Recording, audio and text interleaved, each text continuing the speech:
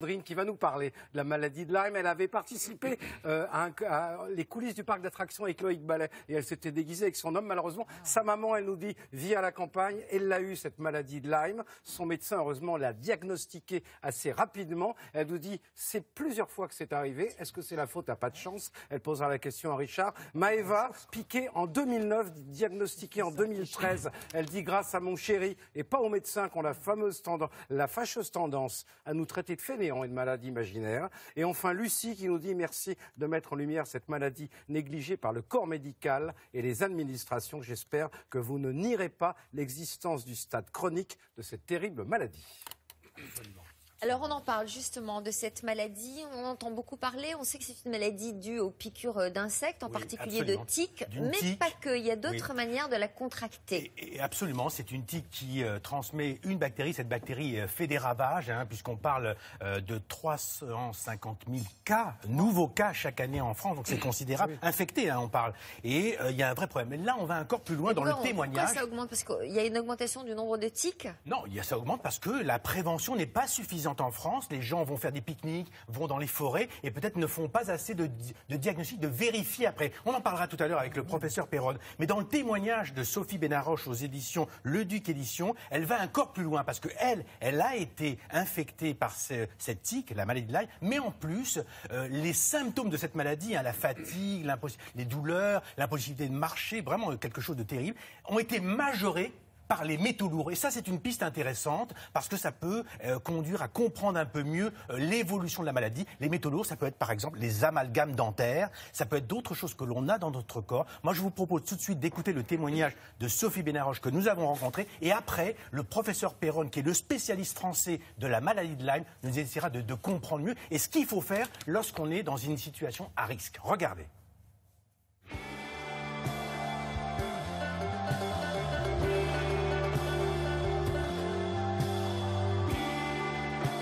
Je suis passée d'une vie passionnante professionnellement. Mon métro, c'était les avions. Mon bureau, par période, c'était le monde entier, les différents continents. Maintenant, c'est ma chambre. Je me déplace en déambulateur, mais je vis en ermite. Je ne sors que pour mon rendez-vous médical et puis pour témoigner maintenant, pour aider un maximum de gens.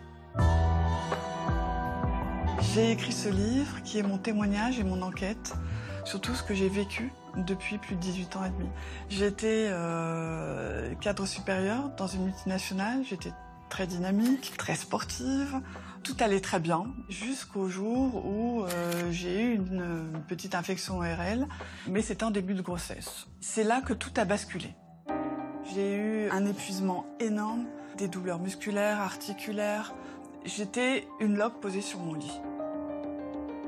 C'est là que je rencontre des dizaines de médecins, des dizaines, des centaines d'examens.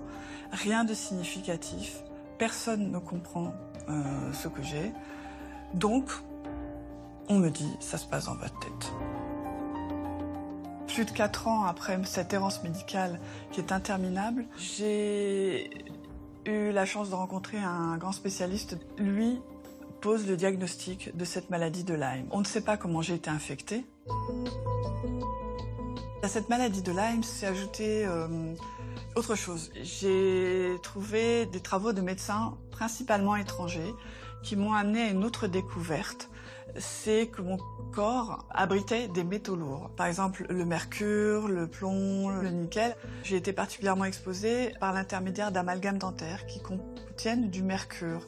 Le mercure est un neurotoxique et a des ravages sur le système immunitaire qui l'affaiblit considérablement. Et comme mon système immunitaire était affaibli, il ne peut pas se battre comme il aurait dû contre la maladie de Lyme. Aujourd'hui, je vais mieux depuis que j'ai commencé cette désintoxication des métaux. Je commence à avoir des symptômes qui ont diminué. Leur fréquence est moins intense. Je vois que je suis sur le bon chemin et je me bats et je sais que j'y arriverai. Alors, professeur Perron, si donc elle va mieux, ça veut dire que cette femme est soignée puisqu'elle est venue vous consulter, elle a pu avoir un diagnostic. On voit l'errance du diagnostic pour ces malades. Alors, chez la plupart des malades, chez beaucoup, quand on pense à la maladie de Lyme, cette maladie inoculée par les tiques, le test diagnostique n'est pas fiable et très souvent il est négatif. C'était le cas chez Sophie, mais je l'ai quand même essayé de la traiter puisque ces signes cliniques correspondaient à la maladie. Et Sophie était pour moi quelque chose de très difficile à vivre, surtout pour elle plus que pour moi, c'est que je n'arrivais pas à la traiter convenablement parce que dès que je lui donnais un antibiotique, ses symptômes explosaient. Ce qui est connu dans la maladie de Lyme, souvent les gens s'aggravent avant de s'améliorer. Mais chez elle, elle ne supportait rien. Quelques comprimés d'antibiotiques, elle était dans un état terrible et je n'arrivais pas à la soigner. Ce qui confirme la place des métaux lourds chez elle. C'est-à-dire que les métaux lourds peuvent être une fausse piste. Alors, les métaux lourds, moi, je ne connaissais pas du tout cette histoire des métaux lourds. C'est Sophie qui est partie sur cette piste, qui m'en a parlé. Moi, j'ai l'esprit ouvert. Et j'ai vu effectivement, quand elle a consulté des médecins qui s'occupaient de cette histoire de métaux lourds, parce qu'en France, il faut savoir que c'est interdit, on n'a pas le droit de s'en occuper. C'est condamné par le Conseil de l'ordre des médecins. Donc, moi, je m'en suis pas occupé. Mais j'ai pu voir les résultats. Que quand on a donné les traitements pour lui enlever des métaux lourds, elle a commencé à s'améliorer. Et là, j'étais très impressionné. Donc, moi, je pense qu'il faudrait qu'il y ait de la recherche sur ce domaine. Moi, je suis un scientifique. C'est-à-dire qu'à partir du moment où elle a eu moins de métaux lourds dans le corps, les antibiotiques ont commencé à devenir efficaces. Et parce que quand Sophie est arrivée la première fois, quand je l'ai vue, elle ne pouvait pas tenir même assise. Elle était allongée. Elle était en brancard. Quelquefois, on essayait de l'asseoir sur le fauteuil devant mon bureau de consultation. Elle s'écroulait sur le bureau.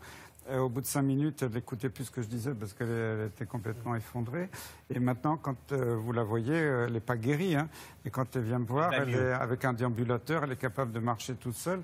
Elle a fait d'énormes progrès. On peut en guérir. Alors, Sophie est dans un cas très, très difficile, mais globalement, pour rassurer comme les téléspectateurs, quand on a une maladie Lyme chronique, si on fait des traitements qui ne sont pas du tout les traitements officiels, parce que dans la version officielle, on dit qu'on est guéri au bout de 3 semaines, ça c'est n'importe quoi, c'est une légende. Mais quand on fait un traitement suffisamment prolongé, on peut améliorer ou guérir 80% des malades, quand même des maladies qui évoluent depuis longtemps. Mais on ne guérit pas totalement tout le monde. C'est-à-dire qu'on peut améliorer les gens à 50%, 60%, 70%, et puis les plus chanceux vont guérir totalement. Est-ce qu'il y a une prise de sang qui détermine si on est porteur ou pas? Alors malheureusement, les tests officiels aujourd'hui qu'on appelle la sérologie, c'est la recherche des anticorps dans le sang, ne sont pas fiables. Et c'est pas moi qui le dis, c'est reconnu. Vous savez, dans le jargon médical, on appelle ça une méta-analyse. C'est-à-dire qu'il y a des chercheurs britanniques qui ont fait une analyse de tout ce qui était publié sur la sérologie, montrant que ce test n'était pas fiable. Donc, je ne comprends pas comment des autorités, des experts en France continuent à dire que la sérologie est fiable. Et parce que mes collègues, quand quelqu'un arrive avec un test négatif, ils envoient balader les gens en disant c'est psychiatrique, allez voir ailleurs. Est-ce que c'est une maladie qui se transmet, par exemple sexuellement? Je ne sais pas à qui. Alors, pour la transmission sexuelle, je suis très prudent parce que je pense qu'il y a beaucoup de personnes qui portent la bactérie sans être malades. Il y a très peu de données scientifiques. Il y a eu une étude ou deux qui a montré de faibles quantités de bactéries dans les sécrétions génitales. Je ne suis pas convaincu par ça, parce qu'il y a beaucoup de couples dont l'un est très malade, l'autre pas malade du tout depuis des années. Je crois que c'est possible, mais ça mériterait d'être étudié de façon plus approfondie avant de se prononcer trop définitivement. Alors on va prendre Hélène au téléphone. Vous êtes là, Hélène ?